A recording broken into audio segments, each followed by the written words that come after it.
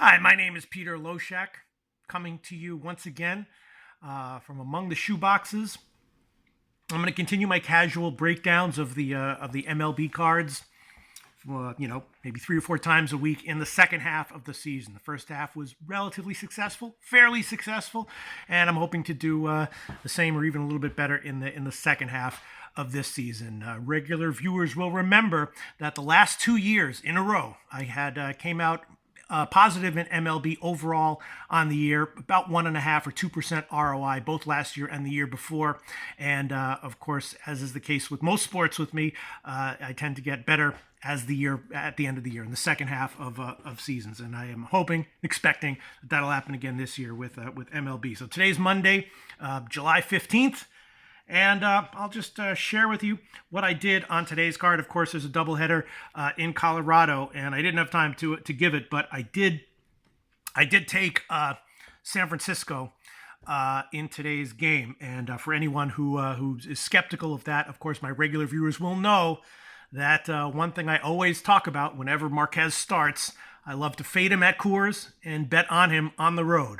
I've probably said that 15 times in videos in the past, both in the Low Bag Show and even here, I think, on my YouTube channel. So that's one thing that I've been doing, going back even to 1 or 2 years. I don't remember when he first came to Coors, but in general, I'm pretty much auto fading Marquez at Coors and tending strongly to look to bet on him on the road. So even though that game is off, you can just trust me that I did it again.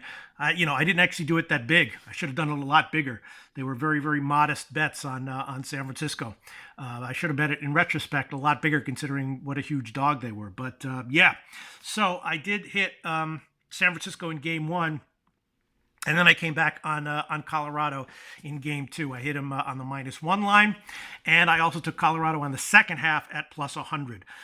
Both Gonzalez and Rodriguez are coming up for the minors, so it's not exactly clear, what's going to happen with either of these guys. Gonzalez has not been good terribly in the minors in his time down there. So he makes me a little bit nervous, of course, betting on Colorado here. But I hit him on the -1 line on the full game and on the second half at +100. Maybe I like the second half play at +100 a little bit more. But I definitely hit Colorado in game two tonight. All right, let's see what else we have. The Dodgers Philly game, is interesting. Eflin was terrible in the close of the first half. And I don't like this assignment for him here either. So it's very, very square, very obvious, very public, very no-brainerish, whatever you want to call it. I did take a shot with the Dodgers on the first 5 innings at -185. Nothing crazy, and if it loses, I'll be fine. I didn't bet 10 units or anything on it. But, Kershaw should be okay. Eflin probably gets hit again, struggles again here. And so I did take a shot with the Dodgers on the first 5 innings here, -185, I think. And I also took a shot with the Dodgers -1 overall on the game, although it's possible Philly could be a good bet on the second half at +150. I'm thinking about that, and also thinking maybe about the Dodgers' first 5 team total over at 2.5 -130. But the only bets I have so far: Dodgers first 5 innings -185, and the Dodgers -1. Even though it's super obvious, super public, maybe not square though, maybe sharp, and that's what I'm thinking. All right, Tampa Bay Yankees is a tough one. I'm passing on it. Both Snell and Paxton, very hard to get a read on right now. Those guys could either be lights out or get crushed here. So the game's a total pass for me. If I had to make a bet on it, I'd probably take Tampa Bay second half at -110.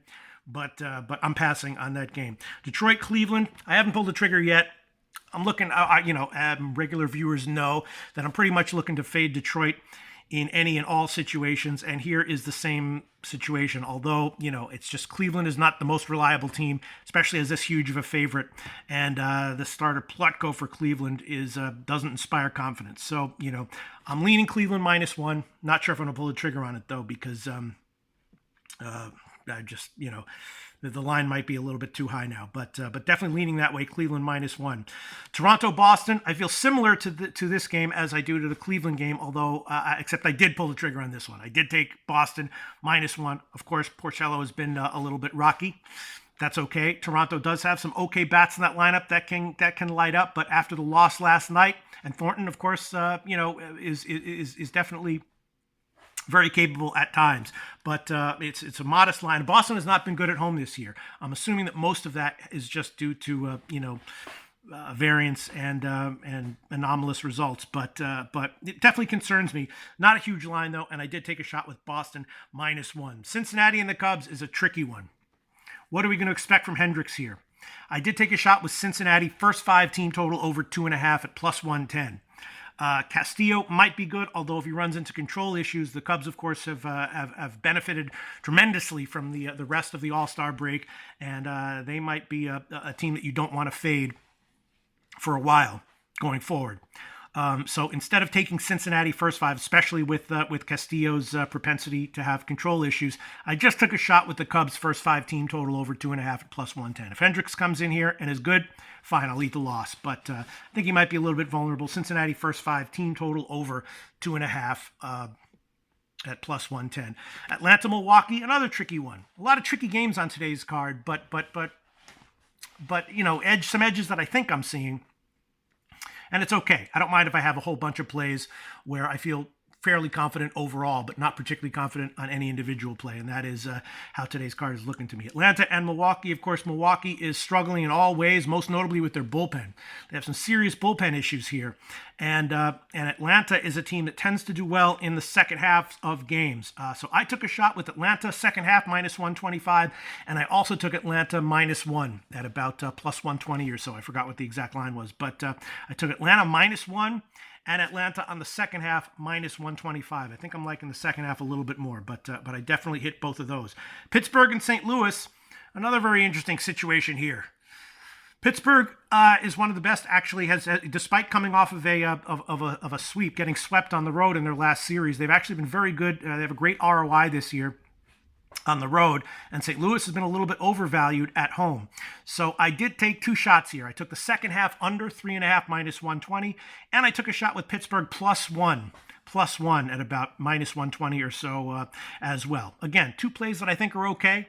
Not loving either of them, but I did bet both of them, and I'm okay with that, with both of them. Pittsburgh +1 and St. Louis second half under. Another game that's tough, White Sox against KC. Giolito, of course, an all-star, finally came into his own this year, but struggled in his last start before the all-star break, and had a couple of rough starts before at the end of the first half, but I think, in general, those starts were not great situations for him. This is an excellent situation. I expect a good start, maybe a great start here from Giolito. So, how to bet it. I don't particularly want to fade Junis as a home dog, though. So I just made a few correlated, few individual bets that are all kind of correlated, and hoping that all of them cash. I took the White Sox on the first half at -140.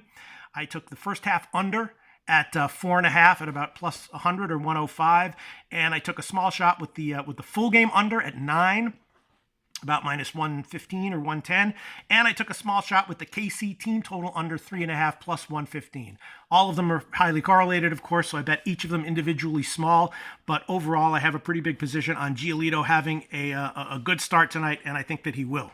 If he doesn't, that's okay, because I bet sized appropriately in all of these bets. But again, betting on Giolito to have a good start, I took White Sox first 5 under, full game under, and the KC full game team total under as well. Again, Colorado in the second game, I took Colorado -1 and second half. And then the Houston Angels game, of course, the big deal here is, the big issue here is, will Mike Trout play or not?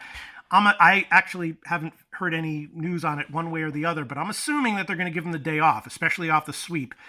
And if they do, I think Houston is a great bet. Valdez is supposed to come in for Houston, and he's a guy who high volatility, a lot of volatility with Valdez. He looked awful in his last start, but he's definitely capable of having strong starts in situations that aren't going to push him or test him. And if the Angels don't have Trout tonight, this will be a relatively soft assignment for Valdez, and he might come in here and throw 6 or 7 shutout innings after the opener. So I did bet Houston here.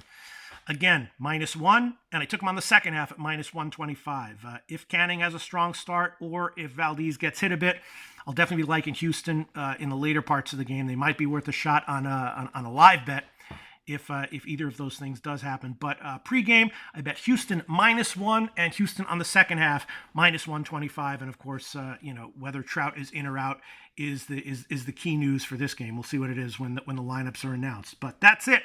So it's an interesting card tonight on Monday. No individual play that I'm loving. I feel a little bit nervous about all of these plays, but as a group, I feel pretty good about them. So we'll see how it all turns out, and hopefully I'll be back tomorrow to break down the Tuesday game. Thanks, everyone.